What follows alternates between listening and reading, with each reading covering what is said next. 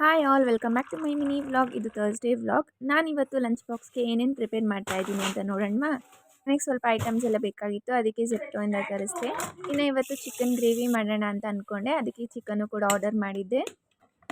ಇನ್ನು ಚಪಾತಿ ಹಿಟ್ಟು ಕೂಡ ಮೆದ್ದಿಟ್ಕೊಂಡೆ. ಚಿಕನ್ ಗ್ರೇವಿ ಮಾಡೋಕ್ಕೆ ಕೊತ್ತಂಬರಿ, ಪುದೀನ, ಮೆಣಸಿನ್ಕಾಯಿ, ಶುಂಠಿ, ಬೆಳ್ಳುಳ್ಳಿ, ಈರುಳ್ಳಿ ಇಷ್ಟನ್ನು ಹಾಕ್ಕೊಂಡು ರುಬ್ಕೊಳ್ಬೇಕು.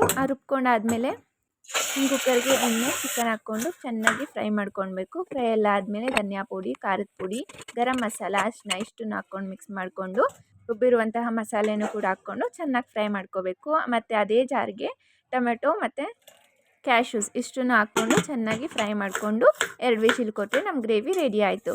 ಈ ಕಡೆ ಗೀ ರೈಸು ಕೂಡ ಮಾಡಿಕೊಂಡೆ. ಗೀ ರೈಸ್ ಮಾಡೋಕ್ಕೆ ಚಕ್ಕೆ, ಲವಂಗ, ಏಲಕ್ಕಿ, ಪಲಾವ್ ಎಲೆ, ಈರುಳ್ಳಿ, ಪುದೀನ, ಕೊತ್ತಂಬರಿ ಇಷ್ಟನ್ನು ಹಾಕ್ಕೊಂಡು ಚೆನ್ನಾಗಿ ಮಿಕ್ಸ್ ಮಾಡ್ಕೋಬೇಕು. ಆಮೇಲೆ ಕ್ಯಾರೆಟು, ಬಟಾಣಿ ಇಷ್ಟು ಹಾಕ್ಕೊಂಡು ರೈಸ್ ಹಾಕ್ಕೊಂಡು 1 ವಿಶಿಲ್ ಬಿಡಕ್ಕೆ ಬಿಟ್ಟರೆ ಆಗೋಯಿತು.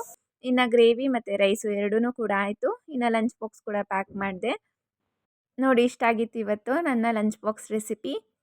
ಇನ್ನು ಲಂಚ್ ಎಲ್ಲ ಪ್ಯಾಕ್ ಮಾಡಿದ್ಮೇಲೆ ಲಂಚ್ ಬ್ಯಾಗ್ಗೆ ಜೋಡಿಸ್ತಾ ಇದ್ದೀನಿ.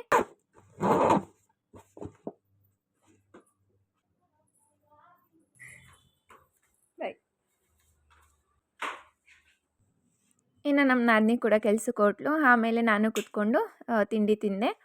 ಇದಾಗಿತ್ತು ಇವತ್ತಿನ ನನ್ನ ಮಿನಿ ವ್ಲಾಗ್. ನಿಮ್ಗೆ ಏನಾದರೂ ಈ ವಿಡಿಯೋ ಇಷ್ಟ ಆಗಿದ್ರೆ please like, share and subscribe to my channel.